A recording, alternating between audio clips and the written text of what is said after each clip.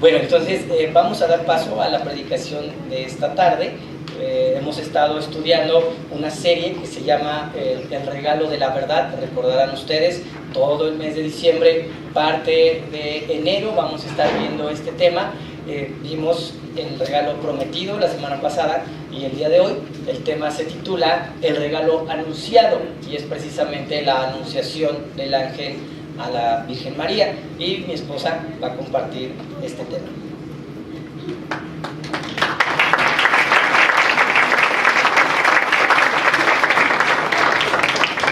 Muy buenas tardes a todos, de verdad que qué alegría y qué gusto estar con ustedes el día de hoy. Es un privilegio que me haya tocado compartir con ustedes este tema tan emocionante y tan emotivo, y a continuación vamos a ver el por qué les digo esto, pero me llama la atención con respecto a esto. ¿Quieren ver el video antes de comenzar? Vamos a verlo. Hola, queremos invitarlos a nuestra posada el sábado 17 de diciembre a las 5 de la tarde. Habrá piñata, fogata, muchos juegos, tendremos muchos juegos, comida, noche, piñata, inviten a sus amigos, porque vamos a estar increíble. Los esperamos. ¡Los esperamos! Oigan, ¿y qué va a haber? ¡Hay muchas cosas! Bueno, si no habían visto el video, valía la pena verlo, la verdad. Y tiene mucho que ver con esto, porque hace una semana, bueno, se publicó este video y en 3 horas ya lo habían visto no sé cuántas personas, pero seguramente han visto en las noticias de los 15 años, los más famosos ahorita en las noticias, de una chica mexicana, pero que hasta mundialmente se hizo noticia esto, de verdad. Tan increíble que hasta medios internacionales, algunas empresas serias hicieron promociones y descuentos para asistir a este evento, que decían, empresas como estas decían, si vas a tal evento te hacemos descuento y así. Qué impresión, ¿no? Pero quiero yo platicarles de una noticia o de un anuncio que a lo mejor no fue viral en su época como nosotros lo vemos ahorita, pero que sí marcó la historia.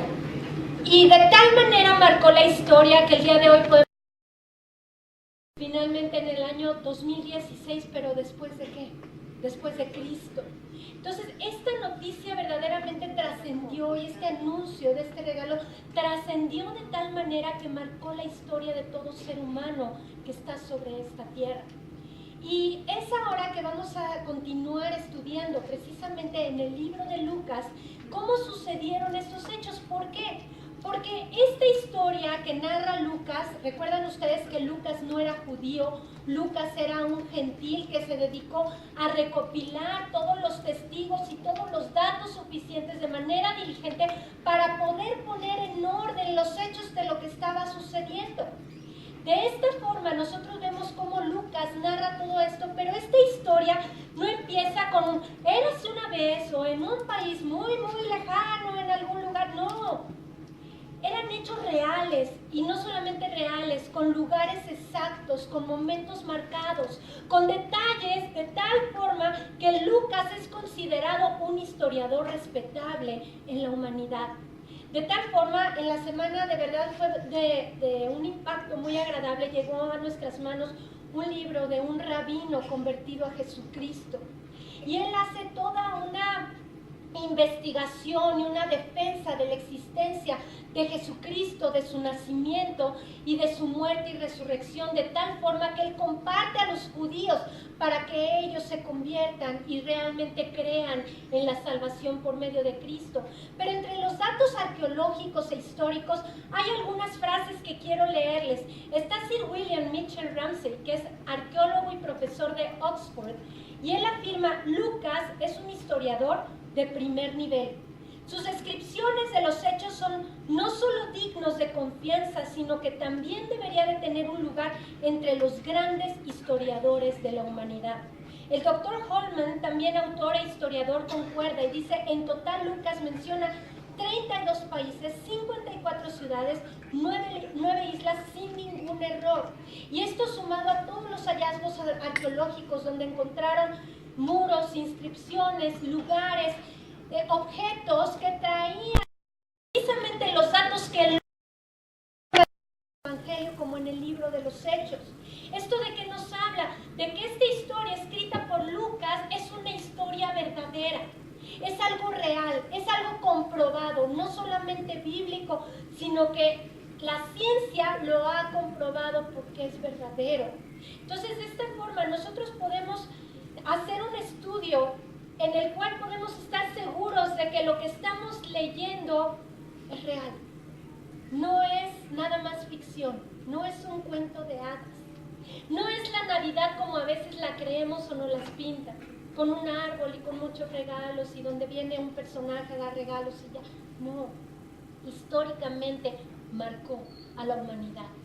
Vamos a continuar nuestro estudio de Lucas en el capítulo 1, versículo 26, con este anuncio o esta anunciación. Y dice, al sexto mes, el ángel Gabriel fue enviado por Dios a una ciudad de Galilea llamada Nazaret, a una virgen desposada con un varón llamado José de la casa de David, y el nombre de la virgen era María. Y entrando el ángel en donde ella estaba, dijo, salve, muy favorecida, el Señor es contigo, bendita tú entre las mujeres. Mas ella cuando le vio se turbó por sus palabras y pensaba, ¿qué salutación sería esta?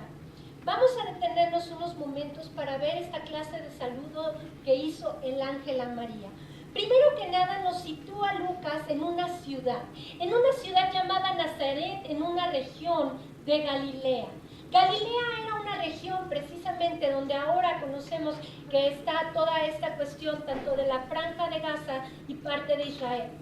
Esta región de Galilea desde esta época no era una región muy bien vista por el pueblo judío. ¿Por qué? Porque era conocida como Galilea de los gentiles. Cuando decían de los gentiles era como que aquellos que no pertenecen al pueblo de Israel. Vamos a leer en Isaías precisamente capítulo 9, versículo 1, cómo es que narra el profeta y menciona que era esta ciudad. Mas no habrá siempre oscuridad para el que está ahora en angustia, tal como la aflicción que le vino en el tiempo que livianamente tocaron la primera vez a la tierra de Zabulón y a la tierra de Neftalí. Pues al fin llenará la gloria el camino del mar de aquel lado del Jordán de Galilea de los gentiles. El pueblo que andaba en tinieblas vio gran luz, y los que moraban en tierra de sombra de muerte, luz resplandeció sobre de ellos. Entonces así era conocida, no solamente en Isaías, posteriormente en Mateo capítulo 5, vemos que es mencionada Galilea como Galilea, la Galilea de los gentiles. Ahora, Nazaret era una ciudad situada dentro de esta región de Galilea, pero Nazaret, si Galilea no era así como que una ciudad muy famosa y bien vista, pues menos Nazaret. Un pueblito pequeño, una ciudad donde no había comercio propiamente, donde no había muchos recursos económicos, ese era Nazaret. Tanto así que vemos un personaje posteriormente en el Evangelio de Juan llamado Natanael, que posteriormente fue apóstol, que vamos a ver qué dijo de Nazaret en Juan capítulo 1, versículos 45 y 46. Y dice así, Felipe halló a Natanael y le dijo, hemos hallado a aquel a quien escribió Moisés en la ley, así como los profetas, a Jesús, el hijo de José de Nazaret. Natanael le dijo, ¿de Nazaret puede salir algo bueno? Le dijo Felipe, ven y ve. ¿Cuál fue el cuestionamiento, la pregunta precisamente de Natanael? ¿De Nazaret puede salir algo bueno? Para poder situarnos, porque a lo mejor hemos escuchado de Nazaret y se nos hace normal y decimos, bueno, de Nazaret era la familia de donde venía Jesús. Jesús nació en Belén, pero su madre María era de Nazaret. Ahora, muchos lo conocían, este es el nazareno, el que viene de Nazaret, si han escuchado eso. Pero ¿cómo era Nazaret? Para situarnos en la actualidad, ¿cómo era vista Nazaret? Es como si te dijeran, oye, van a hacer una exposición de joyas finas y preciosas, donde van a traer un gran diamante que puedes observar y que puedes deleitarte al ver esta joyería, y van a preguntar, ¿y de dónde viene? De Tepito lo traen. Y que hasta las risas lo dicen. De Tepito, un diamante, joyería fina, a lo mejor medio mexicanizado así, pero para poder entender cómo veían los judíos en esa época a Nazaret. Nazaret no era una ciudad prominente, ni una ciudad de negocios, ni era una capital prominente, no, Nazaret era una ciudad que era hasta vista con desdén por muchos de ellos. De ahí precisamente es donde nos empieza a narrar Lucas que comenzó este suceso de la Anunciación. ¿Pero qué sucedió? Ya vimos que fue el ángel Gabriel, el mismo ángel, hace 8 días estudiábamos, que se le apareció al sumo sacerdote cuando él entró al templo, recuerdan ustedes, a ofrecer finalmente delante de Dios.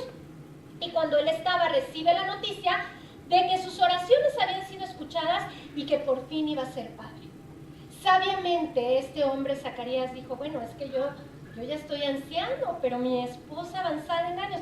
No le dijo al ángel, mi esposa ya es vieja, sino le dijo, está un poco avanzada en años, ¿no? Pero vemos cómo la incredulidad de Zacarías lo llevó a pensar de tal manera que se quedó mudo por su incredulidad.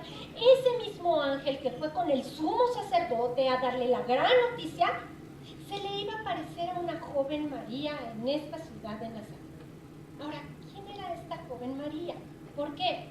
Porque normalmente la tradición nos ha enseñado que María ha sido venerada en muchas religiones, en muchos pueblos, en muchas naciones, pero lo ven a lo mejor como una personalidad, a veces hasta como una deidad, como una intercesora entre Dios y los hombres. Así ven a María. Pero vamos a ver cómo la Biblia describe quién era María y el ejemplo que nos deja María. ¿Quién era María? Era una joven que vivía en Nazaret, que estaba desposada con un varón llamado José. ¿Qué era el desposorio? ¿Por qué estaba desposada? El desposorio era el compromiso que se hacía entre los padres de los contrayentes. ¿Quiénes son estos? El padre de la novia y el padre del novio.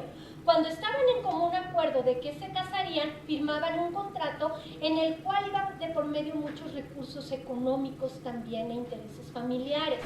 Si alguno de los dos, ahora sí que se echaba para atrás en este contrato, tenía que asumir las consecuencias de no cumplir con el contrato. Esa era la época del compromiso o el desposorio. Pero, bueno, María era una joven que estaba desposada, comprometida. Lo curioso o lo más interesante de este dato es la edad de esta joven. ¿Qué edad tenía María? Los estudiosos apuntan a que la tradición judía, el desposorio era entre los 13 y 14 años de edad. Esta es la edad que tenía María cuando llega el ángel a anunciarle que habría de concebir en su vientre. Qué admirable, ¿no?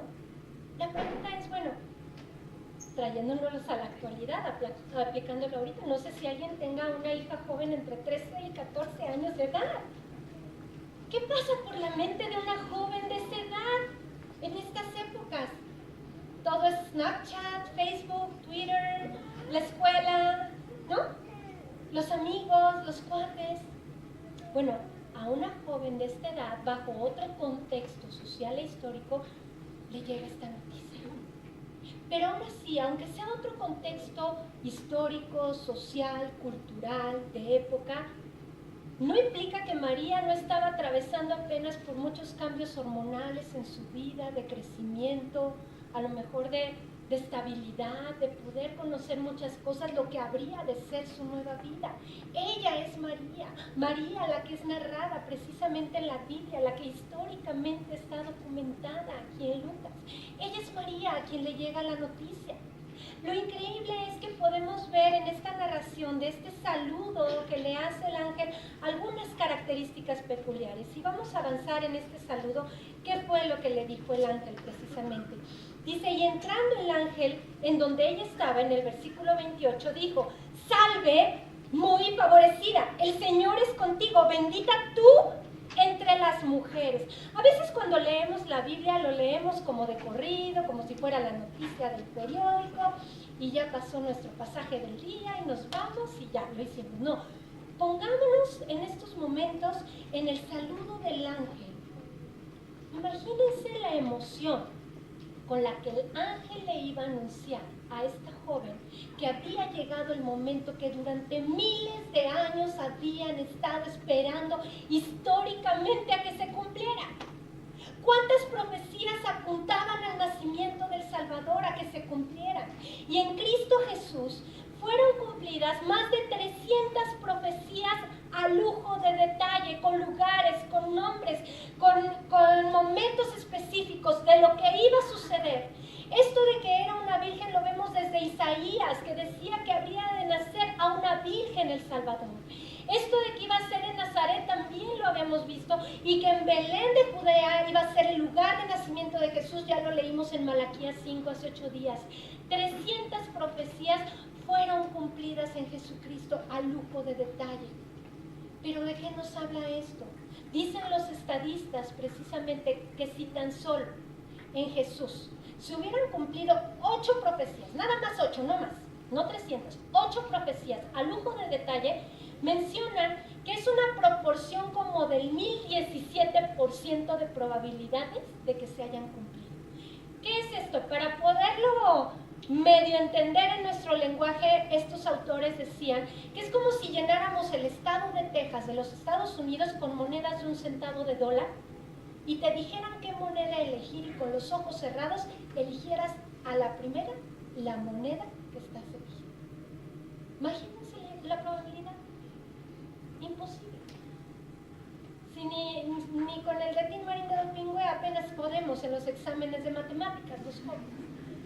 Imagínense esta estadística. Eso indudable que es de parte de Dios el cumplimiento de estas profecías a lujo de detalle, en cada instante, en cada nombre, en cada lugar, todo lo que se estaba cumpliendo.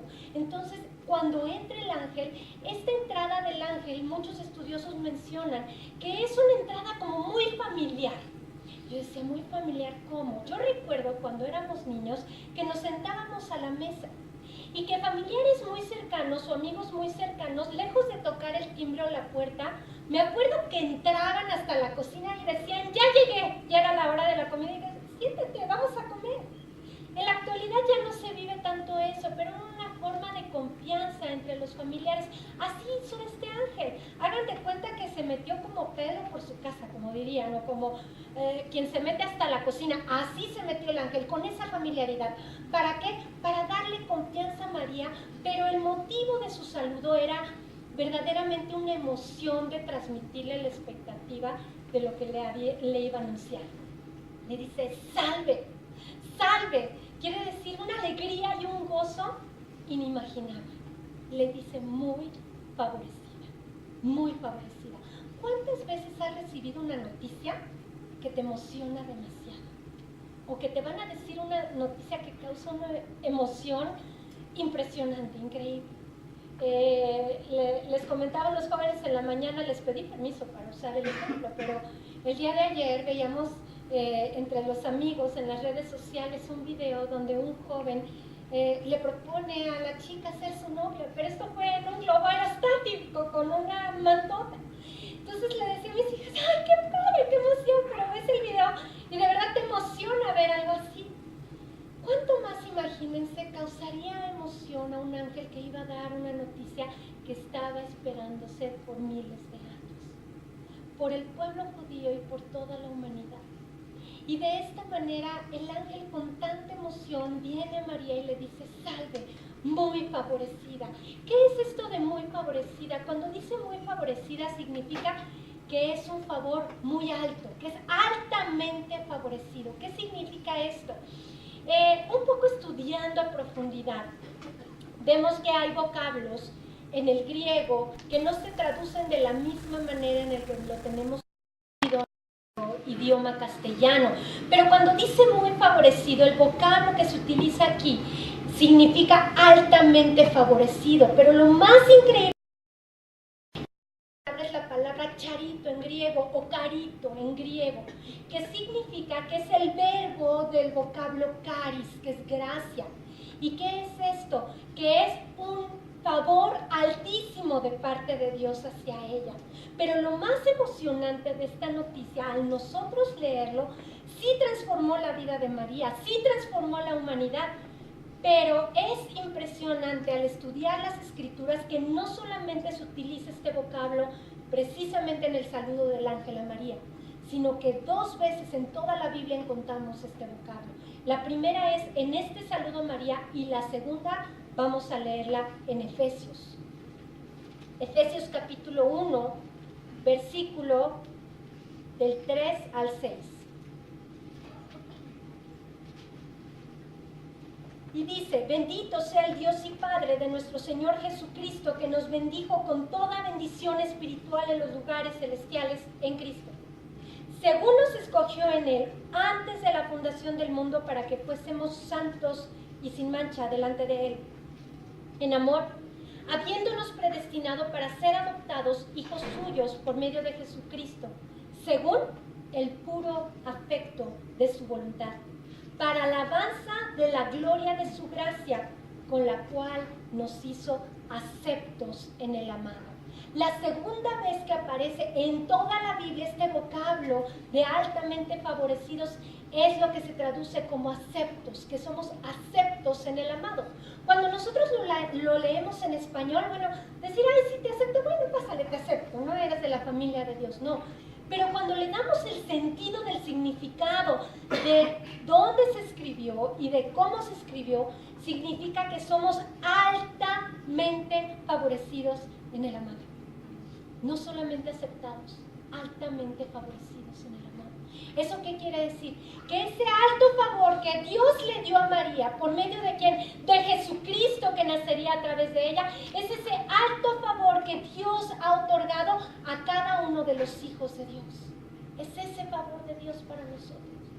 Y esa noticia, así como cambió la vida de esta adolescente en ese momento, es la noticia que transforma a cada creyente en Jesucristo, cuando le conocemos y cuando entendemos el favor de Dios en nuestra vida.